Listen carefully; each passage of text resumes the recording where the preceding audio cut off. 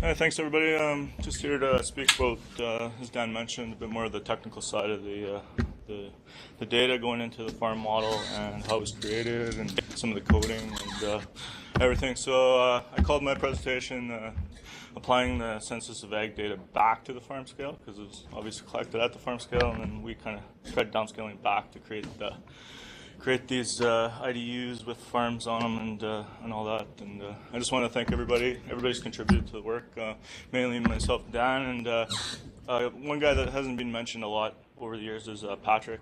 He helped a lot with the Python coding when I was a newbie. So he helped me out a lot 3 or 4 years ago.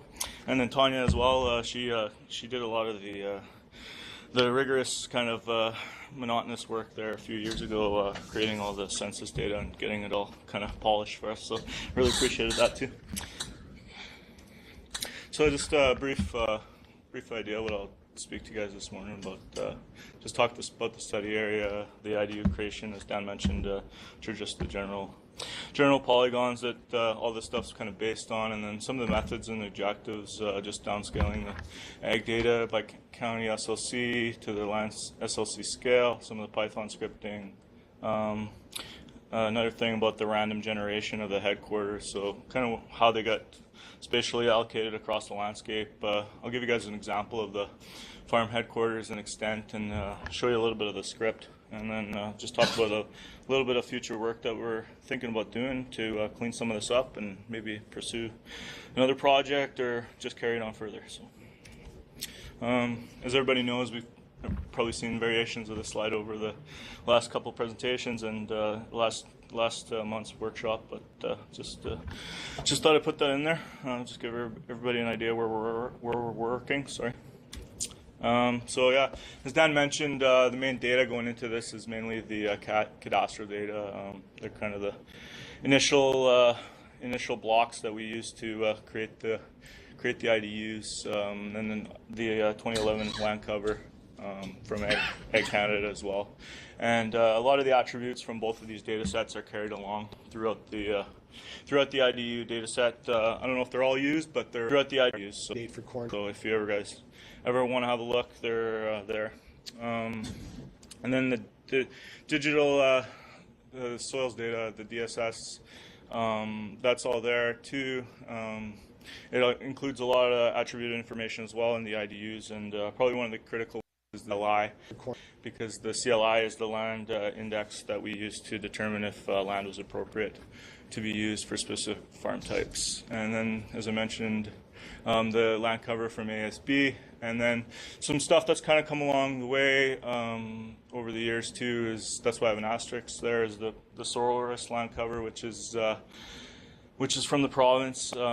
Biggest thing about that, it disseminates or classifies undifferentiated land. So what we're hoping to do is remove some of the land that hasn't been allocated yet, and then clean up some of the polygons with additional farms.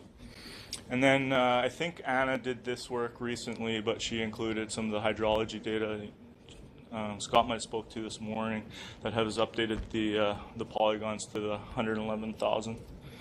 So that's what I'm speaking to there when I'm referring to the resource management data. And you've seen the slide already. This is the 111,000 IDUs throughout the study area, classified by land use, land cover class A. So pretty broad, but it gives you a general idea of what's going on in the study area.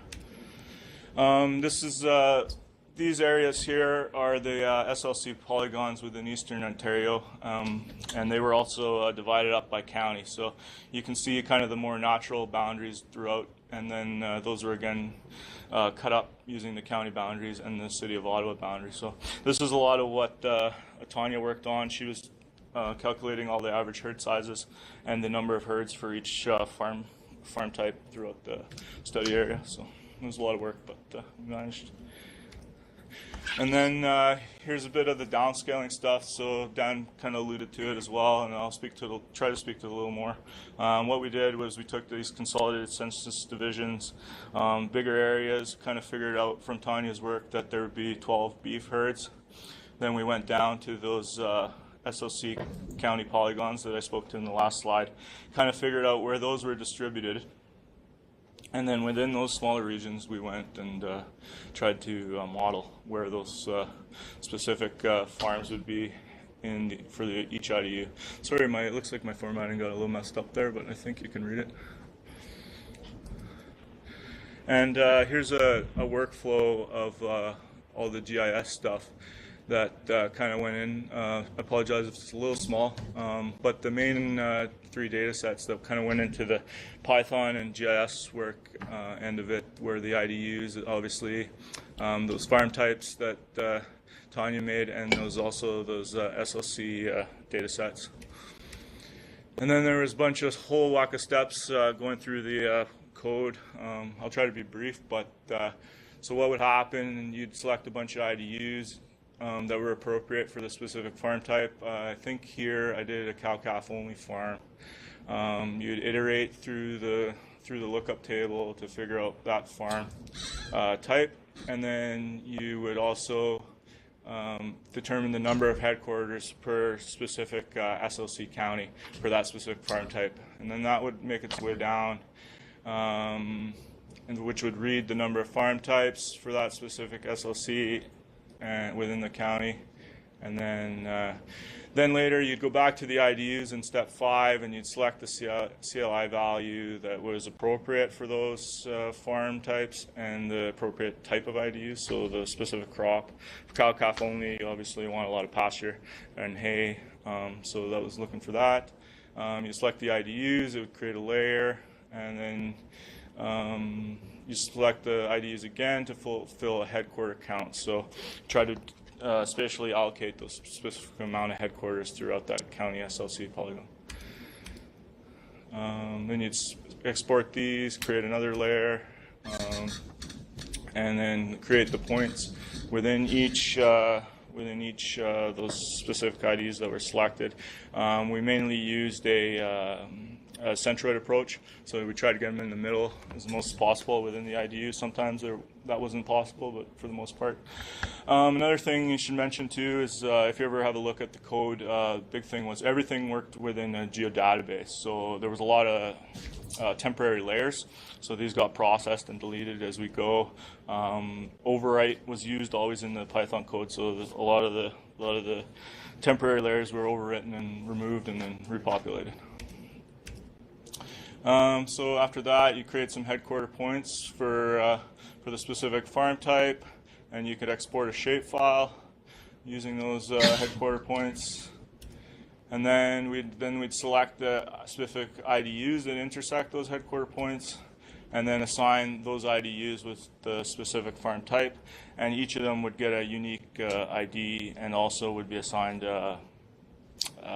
the specific county and the specific iteration that was involved. So they all had a unique ID. So when you go through the IDUs, and if you look at all the headquarters, they should all be unique.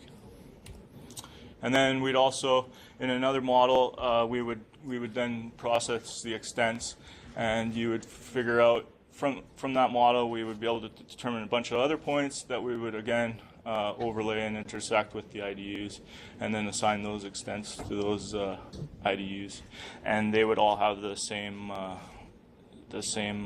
farm unique ID as the headquarters, and then we'd apply the number of the average herd size to those as well, just for the headquarters, and then you'd have your final IDU data set. Just a couple notes on that stuff. A lot of the work Tanya did that I spoke to earlier, she was calculating the average size of the farms. So those cadastral polygons are typically 80 hectares. So if a farm, the average size of a specific farm type was 115 hectares, that farm would get 2 cadastral polygons for all of the IDUs that were allocated. But say if it was over 120, which would be more than 1.5 average cadasters, it would get 2 cadasters. So that was kind of the rule set we used for that. Here's a little small slide. Sorry, it's a little small, but this just kind of gives you an idea of how these randomized headquarters were allocated through one of those county SLCs. All the blue polygons would be all the kind of appropriate land where you could put a headquarters, and then the model would randomly select out of those where the headquarters would be placed. Here's kind of an idea again, alluding to that example that I spoke to before. There's 3 cadasters selected there, so all those cadasters would have appropriate land that would go within the rule set for that specific farm. I can't see, but I think it's a dairy only farm from what I can tell. So that would have likely been about over 180 hectare average farm size. And there's a little snippet of code there from the Python work we did to do that. Speaks mainly to using the lookup table, finding the specific farm type that we were modeling at that time, and then using the CLIs to determine if the land was of appropriate quality for the specific farm type. Just some future work. Dan and I have been talking about this for a little while, and we're hoping to get it done sooner than later. Cleaning up the IDUs, using the Solaris undifferentiated land cover to remove any land that's probably not going to have any ag on it, so we can fulfill the IDU data set as fully as possible. We've also been speaking to updating some of the farm model code to include additional indicators such as trafficability, and also some web mapping that Scott and and Dan and everybody were speaking to in the spring. So we're looking to maybe do that later on this year as well. So, a little bit technical, but I appreciate your attention, and please let me know if you have any questions.